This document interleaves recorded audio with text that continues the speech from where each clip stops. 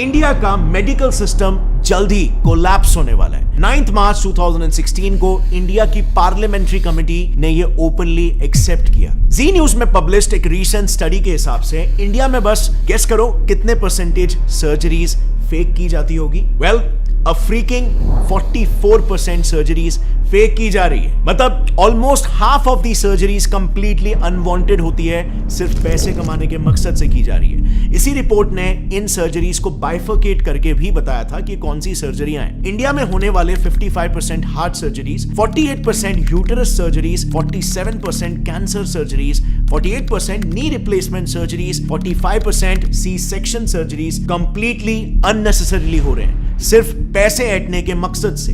Reason सिर्फ और सिर्फ एक, कॉर्पोरेटाइजेशन ऑफ हॉस्पिटल्स, यानी कि हॉस्पिटल्स को भी कॉर्पोरेट कंपनीज की तरह टारगेट और प्रॉफिट सेंट्रिक बना देना। एक काफी इंटरेस्टिंग रिसर्च पेपर है जिसमें रिसर्चर्स ने महाराष्ट्र के टॉप हॉस्पिटल्स के 43 specialist doctors, senior government x officials और कॉर्पोरेट हॉस्पिटल्स के मैनेजर्स को तक इंटरव्यू किया, ताकि वो इन हॉस्पिटल्स में जो कंपनीज की तरह ही टारगेट बेस्ड स्ट्रक्चर चल रहा है उसे पब्लिकली एक्सपोज कर पाए। And the results were shocking. So, सबसे पहले तो सैलरीज की बात करते हैं।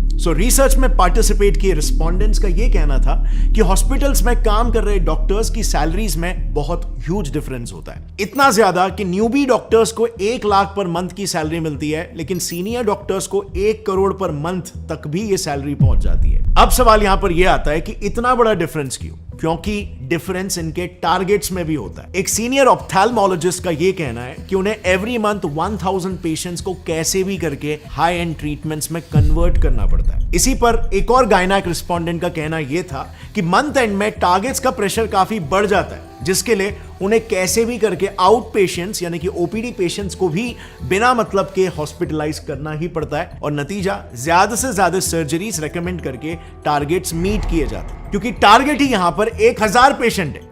अब आप खुद ही सोचो, हर हॉस्पिटल में, हर डिपार्टमेंट, जैसे ऑप्थेल्मोलॉजी में ही ले लो, उसमें मिनिमम 5 से 6 डॉक्टर्स होते हैं और सबको सिमिलर टारगेट्स दिए जाते हैं। तो just imagine hospitals profit and our loss. And by the way, these targets are taken very seriously. उसी रिसर्च में कई सारे सीनियर डॉक्टर्स का यह कहना था कि अगर कोई डॉक्टर अपने टारगेट्स को लगातार 2 महीनों तक मिस करता है तो बिल्कुल कॉर्पोरेट्स जैसा ही उसको वर्बल वार्निंग मिल जाएगी या फिर एक मेमो दिया जाएगा, और उसके बाद भी अगर टारगेट्स मीट नहीं होते तो of course tata bye bye. So आप यहां पर देख सकते हो हॉस्पिटल इंडस्ट्री कैसे एक सर्विस इंडस्ट्री होनी चाहिए, जिसमें कस्टमर, पेशेंट टॉप प्रायोरिटी होना चाहिए, बट यहां पे प्रॉफिट टॉप प्रायोरिटी हो जा रहा है। और bye the way, in targets का ट्रैक भी हॉस्पिटल हायर्ड मैनेजमेंट प्रोफेशनल्स यानी कि एमबीएस, जो कि बड़े बड़े एमएनसीज में ऑपरेटिंग ऑफिसर्स, एग्जीक्यूटिव, सुपरवाइजर्स ऐसे काम करते हैं। ये लोग बकायदा डॉक्टर्स के इन टारगेट्स का ट्रैक रखते हैं, एंड ऑफ कोर्स यहां पर डॉक्टर्स भी उतने ही डेडिकेशन के साथ ये टारगेट्स को पूरा करते हैं, क्योंकि जैसे हमने देखा उनकी सैलरी बहुत ही हाई होती है। लेकिन उनका ये high paying job mostly contractual basis पर होता है, एंड सो उस कॉन्ट्रैक्ट को रिन्यू कराने के लिए और उनका न्यू पे स्केल डिसाइड करने के लिए उनके पिछले साल के टारगेट्स को देखा जाता है, जो अनफॉर्चुनेटली इन डॉक्टर्स को फोर्स कर देता है इलीगल स्कैम्स तक करने के लिए। नाउ मेडिकल फील्ड के इलीगल प्रैक्टिसेस को थरली समझने के लिए हमने ये सारा इंफॉर्मेशन 2 काफी प्रोमिनेंट डॉक्टर से लिया है। पहला है Padma Bhushan and Padma Vibhushan awardee doctor BM Hegde, जो उन्होंने एक आर्टिकल लिखा था, उस आर्टिकल का रेफरेंस है। और दूसरा रेफरेंस हमने लिया है एक बुक से called Dissenting Diagnosis by doctor Arun Gadre and doctor Abhay Shukla. लेकिन काफी ढूंढने के बावजूद भी हमें ये बुक ऐसे पब्लिकली अवेलेबल नहीं मिली, लेकिन हमें बिजनेस इनसाइडर का एक आर्टिकल मिल गया जिसमें उस बुक के कुछ मेन एक्सर्प्ट्स अवेलेबल है। Starting with the first scam, जो इतना घिनौना है कि इंसानियत भी काइंड ऑफ शर्मा जाए। Keeping dead patients alive. Times of India ने ऐसे कई सारे केसेस पर एक रिपोर्ट पब्लिश की है जिसमें डॉक्टर्स डेड पेशेंट्स को भी जिंदा बताकर उनके ट्रीटमेंट्स चालू रखते हैं, ताकि ज्यादा से ज्यादा पैसे बनाए जा सके, और फिर अंत में जाकर सच्चाई पब्लिक करते हैं। TOI में ही पब्लिश्ड एक केस में एक हॉस्पिटल ने पेरेंट्स को बिना बताए उनके 14 साल के ब्रेन डेड बच्चे को 1 महीने तक वेंटिलेटर पर रखा।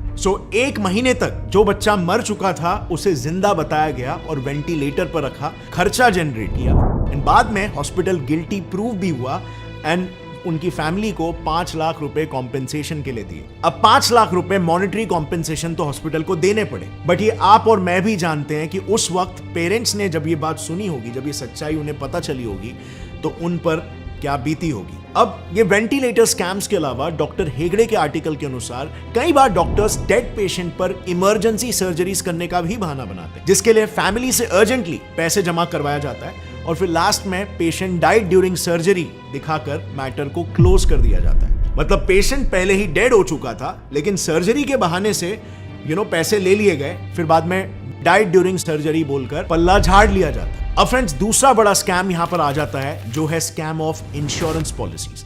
आई वाज शॉक्ड टू नो कि रीसेंट सर्वे के हिसाब से 68% इंडियंस अंडर इंश्योर्ड है। मतलब इनके पास इंश्योरेंस पॉलिसी तो है, लेकिन जरूरत के टाइम पर वो पॉलिसी उनकी मदद ही नहीं कर पाती। और जानते हो क्यों?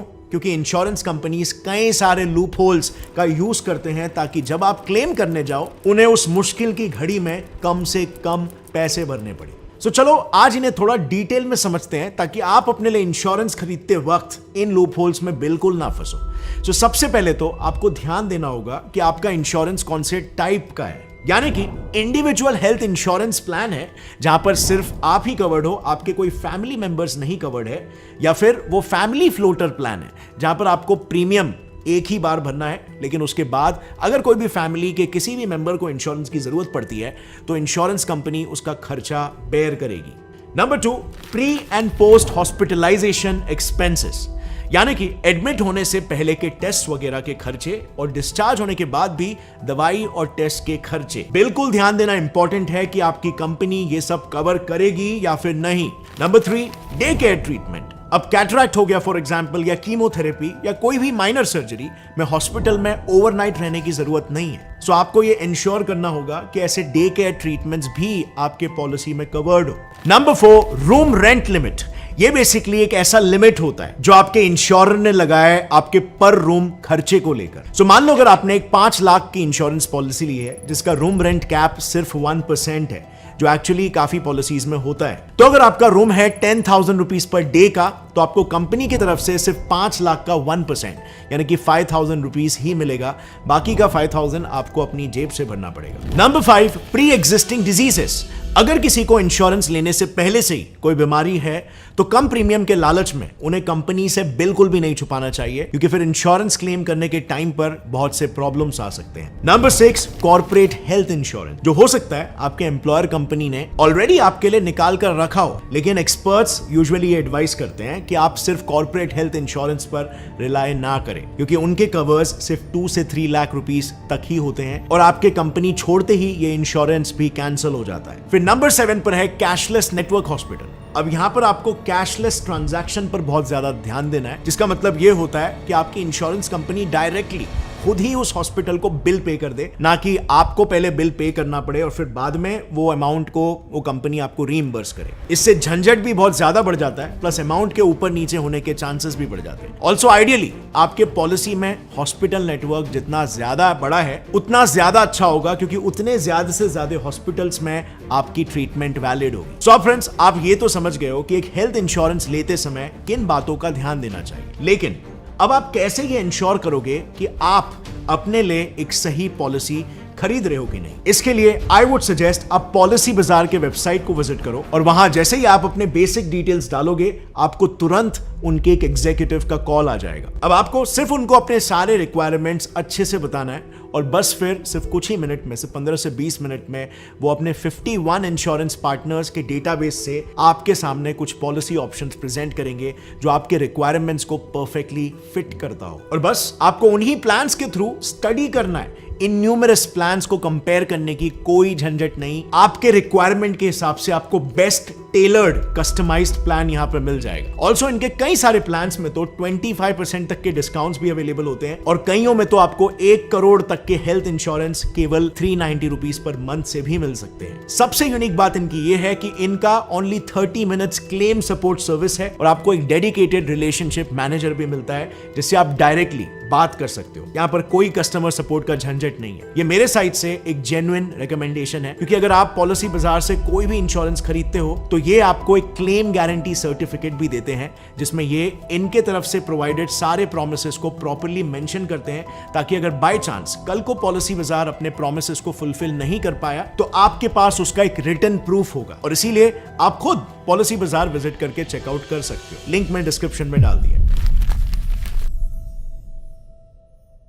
हर साल 2000 इंडियंस अपनी किडनी बेचते हैं। इसी ऑर्गन ट्रैफिकिंग से रिलेटेड 2019 में एक दिल दहला देने वाला केस सामने आया, जिसकी वजह से एक 100 करोड़ का बड़ा ट्रैफिकिंग नेक्सस एक्सपोज हो गया। सो हुआ कुछ यूं था कि संगीता कश्यप नाम की एक कानपुर की औरत को उसके हस्बैंड के एक दोस्त जॉब दिलाने के बहाने से अपने साथ दिल्ली ले गए। दिल्ली पहुंचकर उसे बताया गया कि कंपनी उसको जॉब देने से पहले उसका एक कंप्लीट हेल्थ चेकअप चाहती है, जिसके लिए उसे हॉस्पिटल जाना पड़ेगा। अब गेस करोगे वो हॉस्पिटल कौन सा था? वेल, एक बहुत ही बड़ा चेन ऑफ हॉस्पिटल्स, जिसका मेरे लिए नाम लेना भी थोड़ा सा रिस्की है, बट फिर भी आपके जानकारी के लिए मैं बताऊंगा, उसका नाम था फोर्टिस।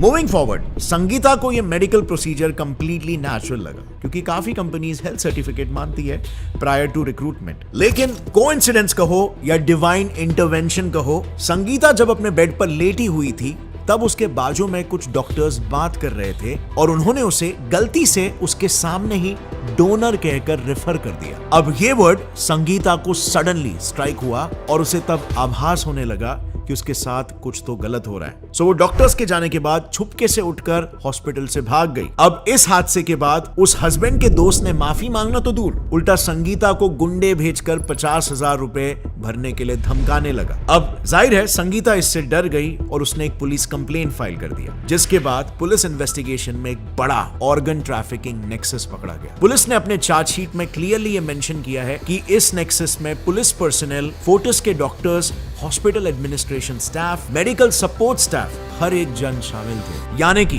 उन्हें यह पता था कि संगीता की किडनी इलीगली बेची जा रही है, लेकिन उसके बावजूद एक भी इंसान ने इसके ऊपर आवाज नहीं उठाई। एक्चुअली होता क्या है ना, ऐसे केसेस में पहले तो सबको पैसे खिलाकर चुप करवाया जाता है, और दूसरी बात, अगर किसी को आवाज उठानी भी होती है, इन बड़े कॉर्पोरेट हॉस्पिटल्स की बहुत स्ट्रॉन्ग लीगल टीम्स होती है और कनेक्शंस भी होते हैं, जिस वजह से इन सब से कोई आम इंसान पंगा नहीं लेना चाहता। कॉमनली इंसान यही सोचता है कि इससे अच्छा पैसे खाकर चुप हो जाओ, और ये कोई इकलौता केस नहीं है भारत में। Reuters, times of India, first post, Indian express जैसे इन्यूमरस मीडिया चैनल्स ने ऐसे इन्यूमरस केसेस रिपोर्ट किए हैं, and you will not believe, कई केसेस में तो ट्रांसप्लांट के बाद डोनर्स को उनकी फीस तक नहीं दी जाती। अब चौथा स्कैम जिसके बारे में हम बात करेंगे, वो काफी slightly majority of the doctors कर रहे हैं, द हॉस्पिटल रेफरल स्कैम। आपने देखा होगा, आपके फैमिली डॉक्टर या फिर कोई भी जनरल फिजिशियन पेशेंट्स को अननेसेसरीली तुरंत हॉस्पिटल में एडमिट होने के लिए कह देते हैं। वेल, वो इसीलिए ऐसा कहते हैं क्योंकि वो अपोलो, फोर्टिस जैसे बड़े कॉर्पोरेट हॉस्पिटल्स के रेफरल मेंबर्स होते हैं। इनफैक्ट अपोलो हॉस्पिटल्स चेन्नई के chief nephrologist doctor M.K. Money ने खुद कहा है कि डॉक्टर्स को रेफरल्स के लिए पैसे मिलना एक ओपन सीक्रेट है। दरअसल टाइम्स ऑफ इंडिया के इस एक इन्वेस्टिगेशन में कोटेड है कि बड़े बड़े 5 स्टार हॉस्पिटल्स जैसे कोकिलाबेन, अपोलो डॉक्टर्स के लिए रेफरल प्रोग्राम्स चलाते हैं। इनफैक्ट उसी आर्टिकल में यह भी मेंशन्ड है कि मुंबई के फेमस कोकिलाबेन हॉस्पिटल ने तो सामने से महाराष्ट्र मेडिकल काउंसिल को लिख के एक लेटर में एक्नॉलेज किया कि वो हॉस्पिटल डॉक्टर्स को फॉर्म्स भेज रही थी उनके रेफरल प्रोग्राम में एनरोल होने के लिए, जिसमें literally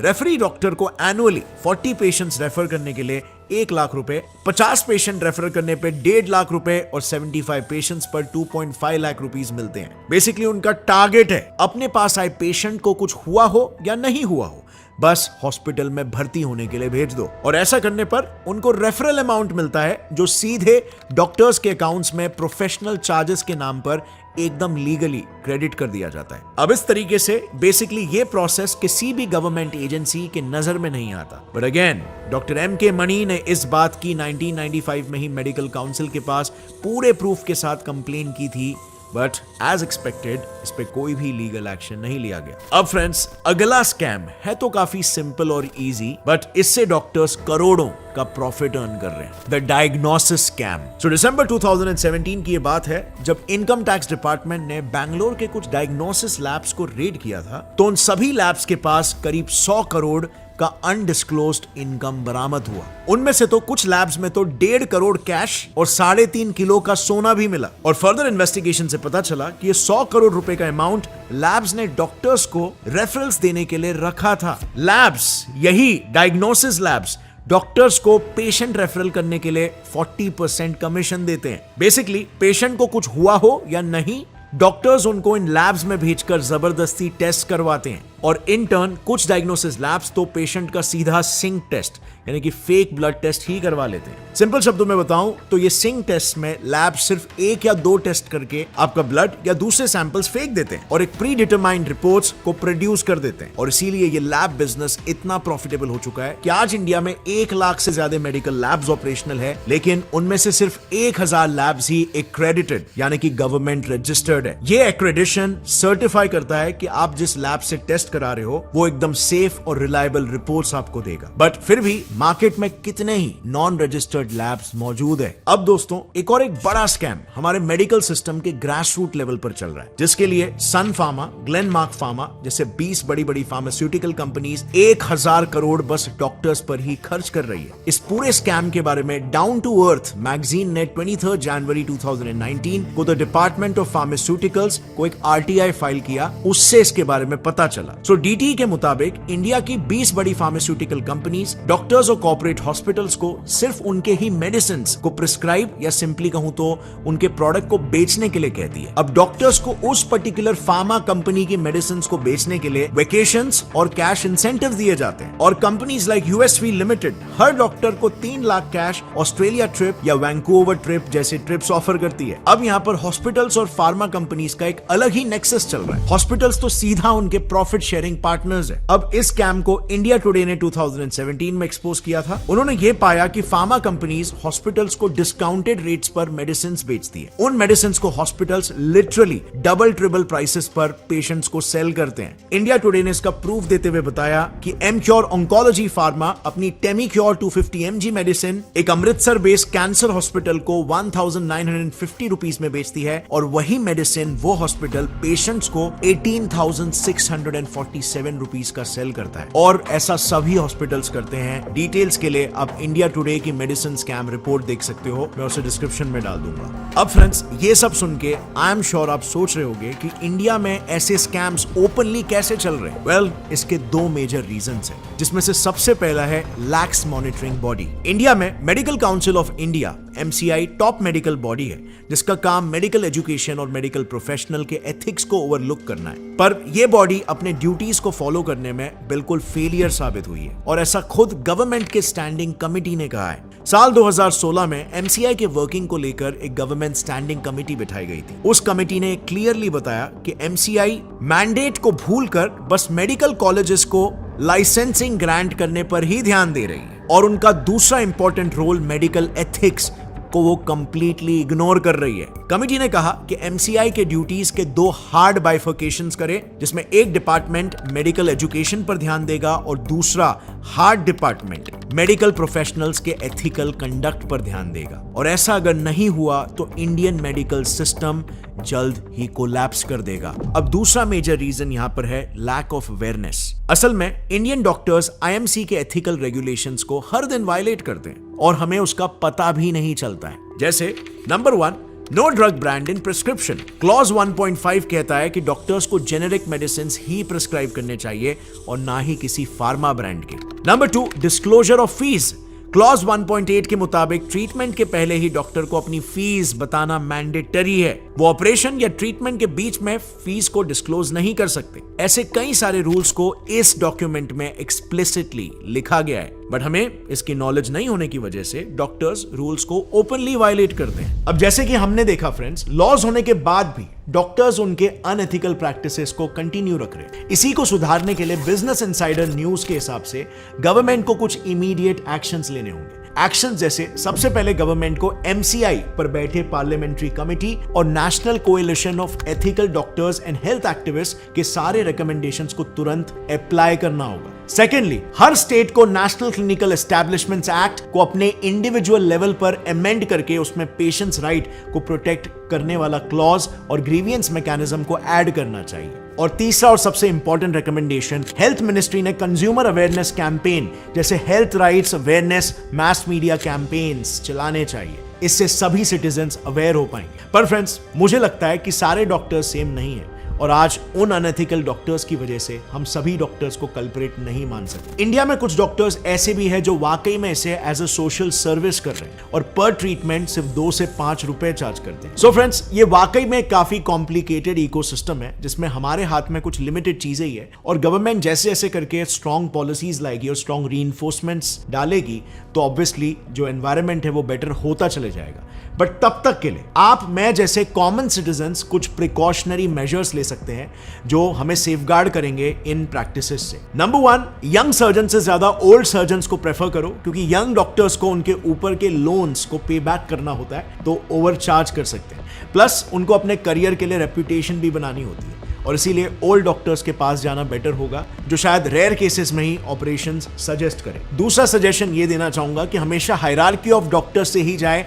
like physician to surgeon, क्योंकि सर्जन के पास जाओगे there is a high chance कि वो आपको सर्जरी सजेस्ट करेगा कंपेयर टू अ फिजिशियन जो मेडिसिन से पहले ट्रीट करने की कोशिश करेंगे। सो फ्रेंड्स, ये थे कुछ बेसिक मेजर्स, बट आपको ओवरऑल एक अंदाजा आ गया होगा कि मेडिकल फील्ड में क्या क्या प्रैक्टिसेस होती है, ताकि कहीं पर भी आपको कुछ भी ऑड लगे तो आप अपने आप को सेफगार्ड कर सकते हो इन मैल प्रैक्टिसेस। क्या कभी कोई ऐसा इंस्टेंस आपके साथ हुआ है, किसी हॉस्पिटल ने या किसी क्लिनिक ने आपको ओवरचार्ज कर दिया हो या फिर आपके साथ कोई मैल प्रैक्टिस की हो?